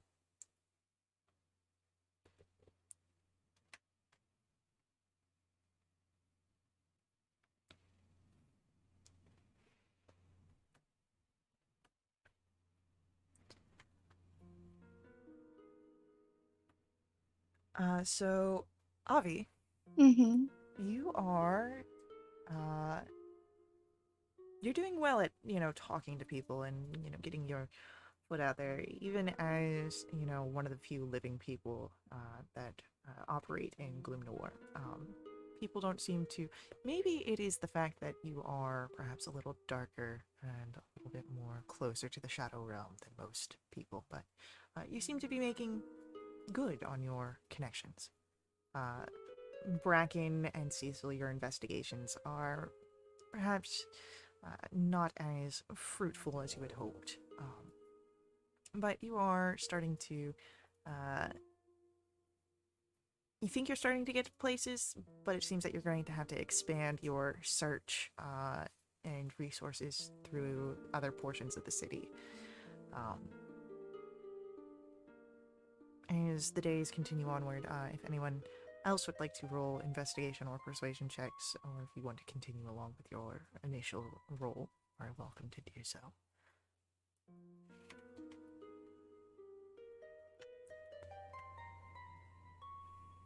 Well, we're going the wrong way. Well, should have seen that one coming.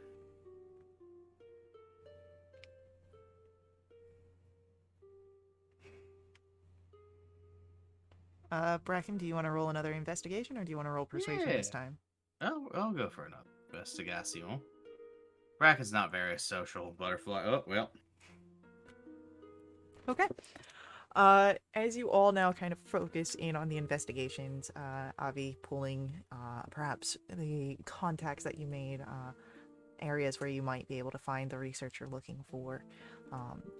It's about maybe a week closing in that your search leads you to the Scriptorium Umbranari, an enclave of scholars specializing in magical and historical antiquities. And it is housed on the edges of the cathedral within the central governing fortress district.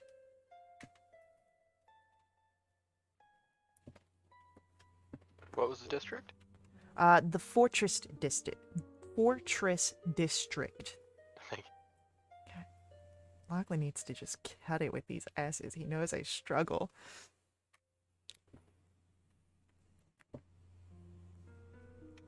I Is guess this the same cathedral that?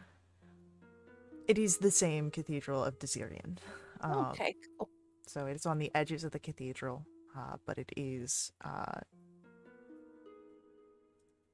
technically separate because it's the outskirts of the cathedral just inside the fortress.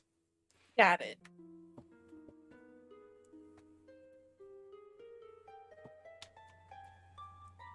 Well, maybe we should head that way. Maybe we should. No, I mean, you seem to know what you're doing. I'm just gonna. Yeah, we I couldn't mean- find anything. I'm trying. You're doing great. I'm sorry, Avi. I'm not that smart when it comes to finding things. Bracken, you're doing fine. I'm You know, trying really hard. listen, we're in a new place. There's no sun. We're gonna get comfortable here. Ansel makes sure everybody takes their vitamin D supplements. So,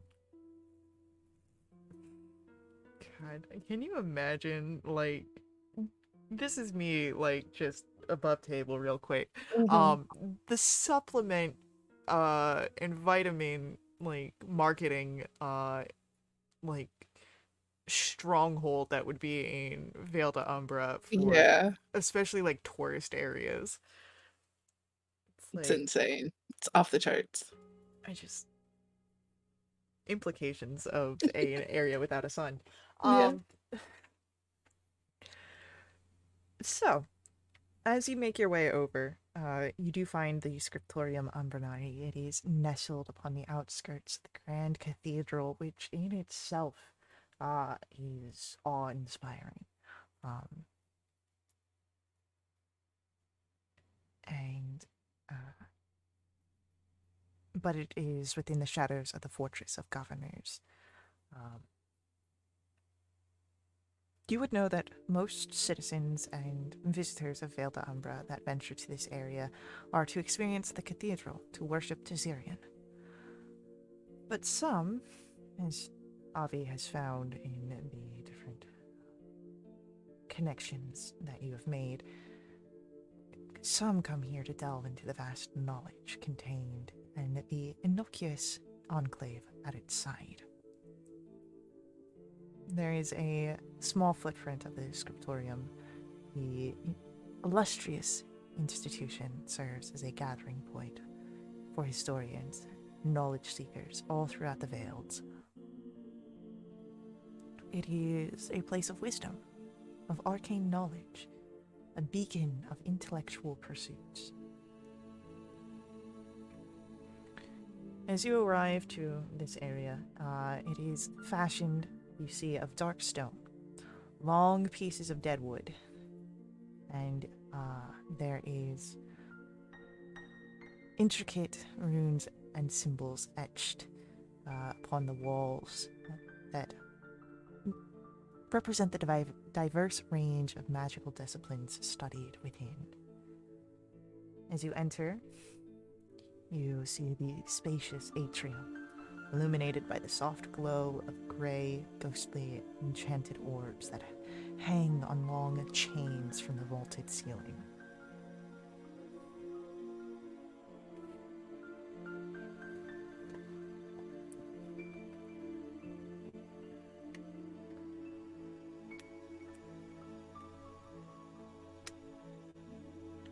Do you try to find an attendant, or do you give yourself a self-guided tour?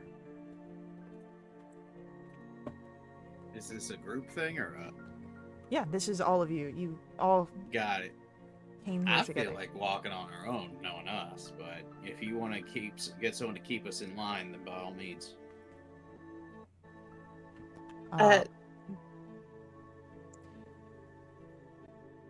You are perhaps only in the front entrance, but as you say this, there is now a ghostly figure kind of preventing you from actually entering further than just a few steps past the door. And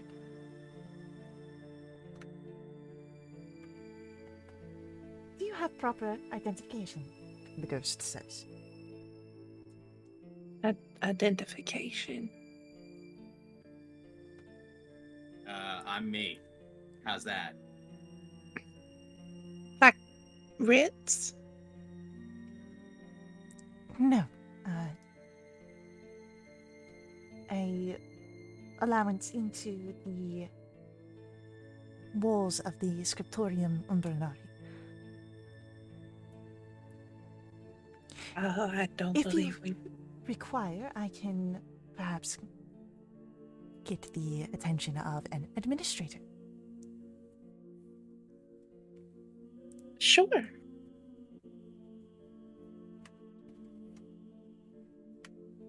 Then please, if you could wait outside while I grab an available administrator. Thank you. So, as you are outside, the door closes, and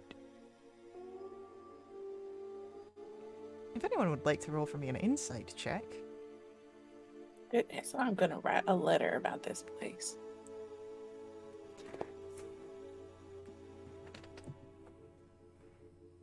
Avi, Yeah. it seems that much like academics in the living world, the ones here are often diametrically opposed to officials seeking to hide or obscure information and activity, likely why they have such a strict allowance on who can enter into their walls. It seems that the clientele of the scriptorium perhaps maybe have run afoul of the Morgenstadt and operatives within, which means that perhaps you will have to deal with some of that backlash of bureaucracy in gaining your own admission. When the door next opens, you see that two figures step out of the scriptorium wearing these robes. You see one, an undead elven figure, his long flowing black hair and scholarly ensemble. Perhaps he sees himself more scholar than administrator. At his side, an undead human. Her silver-streaked ebony hair is neatly pulled back into a bun. Her eyes are piercing black and scrutinize each of the details. You see that her robes, while scholarly, are adorned with intricate embroidery. Perhaps she cares more about the arts and presentation than intellectual pursuits.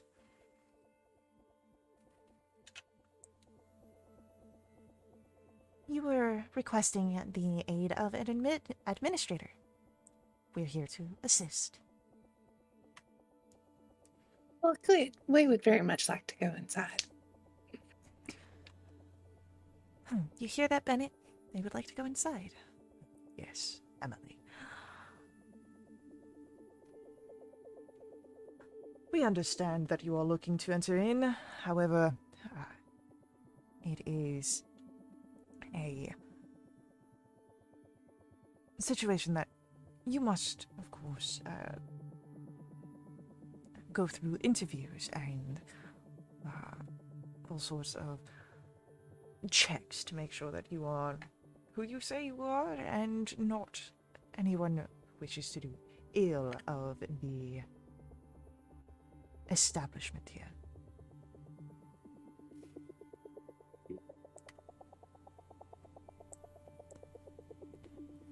How long does something like that take?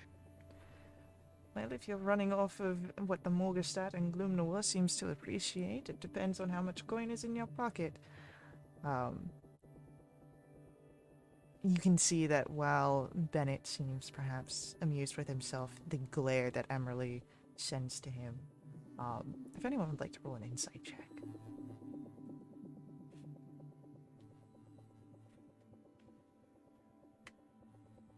You know me. Bracken! Oh my goodness. It's here to punch things. I'm not smart. You're doing Avi. great. Um, it may have just been an offhand comment, but it does kind of get the thoughts in your mind starting to churn.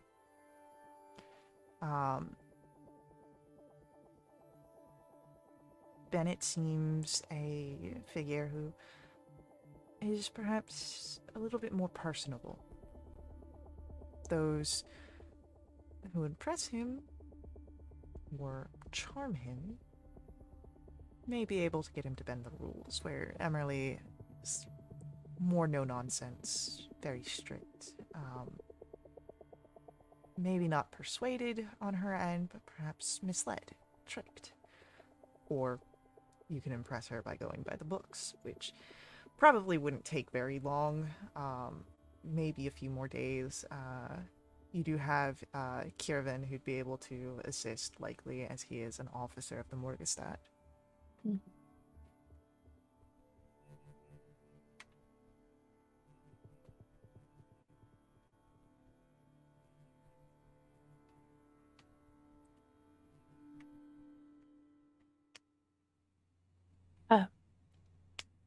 Would you give us a minute?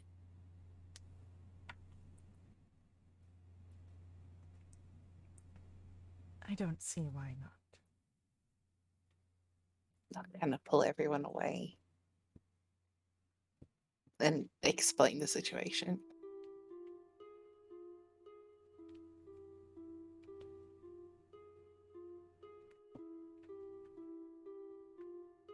Looks like gold is what gets things done here, too. It could be, or we could, wait a few days and go about this in a more clerical way.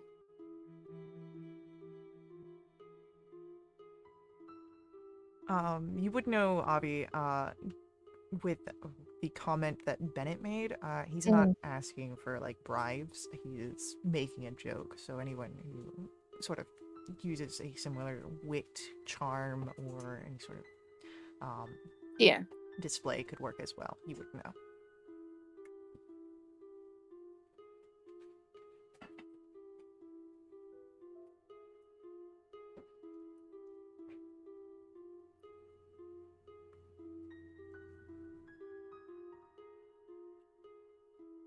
Would Bracken pick up on that?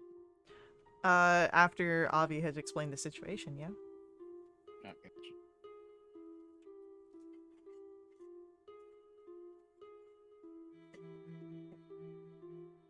Whichever way you want to go, I'm on board. Either way is fine. Even if it was a joke, I'm kind of tired of our group getting extorted every time we go out to do something. That is true. Yeah.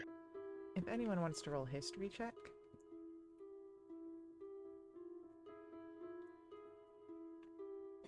Oh no, Cecil. Avi, you would know that that's much less not your group being singled out. That is just the way that Gloom Noir operates and has for who knows how long. So you'd be able to, while I agree in the sort of discomfort of it, Educate. yeah, that this isn't a single out. Oh yeah.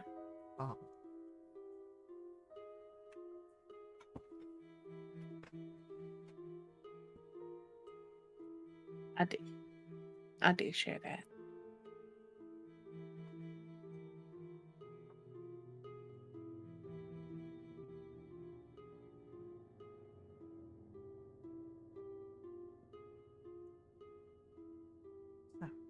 As you all are made aware that the bribes of Gloom Noir run deep in its history. And that, well, you have options ahead of you on how you might wish to explore this. I believe that this is where we will end our session this evening. Give our players a bit of outside time to perhaps come up with a plan. And we will pick up next week with getting inside the scriptorium, however we think that will come about. So, thank you to our players for playing. I hope you guys enjoyed this. Thank you to our viewers for viewing. I hope you all enjoyed this. I will see you in the next stream, but until then, head over to wildewitch.com. Check us out there. Join our Discord. And as always, may the ever-burning light forever guide your steps.